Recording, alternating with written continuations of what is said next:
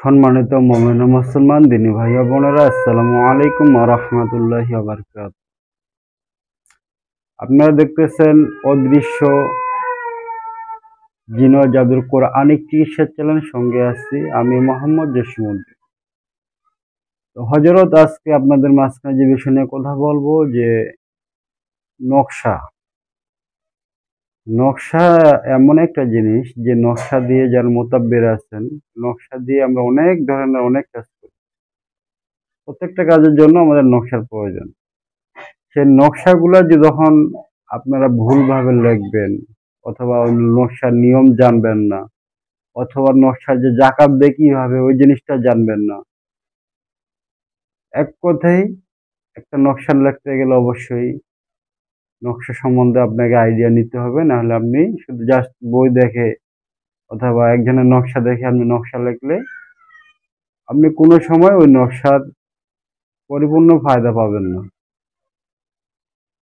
যার কারণে অবশ্যই আপনাকে আগে জানতে হবে নকশার গোপনীয়তা কি। এ বিষয়ে নিয়ে কেউ কোনো সময় ভিডিও ইউটিউবে খুব কম পাবেন, যে নকশার আপনারা কিভাবে সঠিক ব্যবহার কিভাবে করবেন।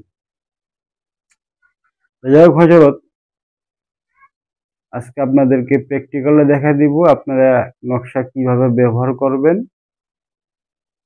তো নকশা সর্বপ্রথম আগে আপনাকে জাকাত দিতে হবে, নকশার জাকাত দিতে হবে। নকশার জাকাত আপনি যখন দিবেন তখন আপনি নকশার পরিপূর্ণ ফায়দা নিতে পারবেন। নকশার জাকাত না দিলে আপনি নকশার কোনো রকম ফায়দা পাবেন না। নকশা অবশ্যই জাকাত দিতে হবে। তো জাকাত কিভাবে দিবেন? নকশার জাকাত দেওয়ার সিস্টেম হচ্ছে যে আপনি যদি আতশী নকশার জাকাত দেন, তাহলে আপনাকে আতশী নকশা প্রতিদিন ৪৫ পিস করে লিখতে হবে। কয় পিস? ৪৫ পিস। একদিনে ৪৫ পিস করে লিখতে হবে। এইটা আপনার কন্টিনিউ ৪৫ দিন লিখতে হবে। ৪৫ দিন লিখতে হবে ধারাবাহিকভাবে। কিন্তু আপনার এক ধরনের আজকে ৪৫ পিস নকশা লিখলেন, এই নকশাটা আপনি একটু ছোট কাগজে ছোট ছোট করে লিখবেন। এই নকশাটা আপনি কি করবেন, আটার যে আমরা রুটি বানাই না, ওইভাবে খমিল করে নেবেন। খমিল করে ছোট্ট একটা আটার গুলির ভিতরে এই নকশাটা আপনারা ঢুকাই দিবেন। ঢুকাই দিয়ে এটা মানে যদি মাছ যদি খাইতে পারে, কারণ যদি আপনি যদি বেশি বড় আটার এটা করেন তাহলে এটা কিন্তু মাছ খেতে পারবে না। যত ছোট করবেন মাছ খাইতে এত সহজ হবে, দ্রুত মাছটা খাই নেবে।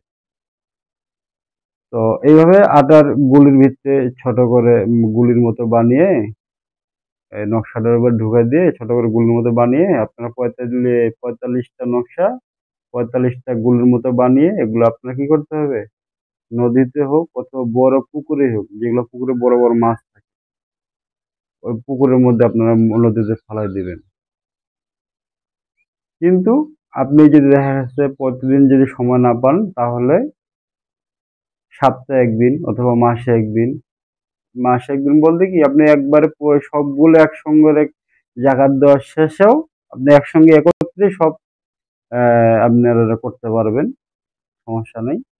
অথবা আপনার চাইলে প্রতি সপ্তাহে একদিন আটার গুড় করতে পারেন। কিন্তু লেখা আপনাকে প্রতিদিন লিখতে হবে। কিন্তু পানিতে ফেলার যে নিয়মটা, এটা আপনি সপ্তাহে একদিনও করতে পারেন, প্রতিদিনও করতে পারেন, এবং কি একবার শেষেও আপনি এই আমলটা করতে পারেন, সমস্যা নেই। তো এই আমল আপনারা কি ধরনের ফায়দা পাবেন? এই আমলে আপনার যে আপনার আতশী নকশার যে মক্কেলটা জাগ্রত হয়ে যাবে। মক্কেলটা জাগ্রত হয়ে গেলে আপনি মনে করেন না যে এই নকশা, তখন আপনি ফায়দা নিতে পারবেন। তো নকশা লেখার পরে যে জিনিসটা করতে হবে, যে আতশী নকশার সম্মানিত নূর মক্কেলগণ, আপনাদেরকে আমার পক্ষ থেকে সালাম অনুগ্রহ করে আমার সালাম গ্রহণ করুন। এই নকশাটা আমি এই কারণে দিতেছি, আপনারা এটা উল্লেখ করে দিবেন, দিয়ে মোয়াক্কেলদেরকে জাগ্রত করে দিবেন। ইনশাল্লাহ দেখবেন যে ১০০তে ১০০ আপনার কাজের রেজাল্ট আসবে ইনশাল্লাহ। আতশী নকশা আপনারা কিভাবে লিখবেন, হ্যাঁ, এই কিভাবে লেখার পদ্ধতি এবং কি আরো বিস্তারিত বিষয় অনেক কিছু গোপনীয়তা আছে, এই বিষয় নিয়ে পরবর্তীতে ভিডিও করব। ততক্ষণ পাশে থাকবেন এবং চ্যানেলটি সাবস্ক্রাইব করে রাখবেন, যদি পরবর্তী ভিডিও ছাড়ার সঙ্গে সঙ্গে আপনাদের কাছে চলে যায়। আসসালামু আলাইকুম ওয়া রাহমাতুল্লাহি ওয়া বারাকাতুহু।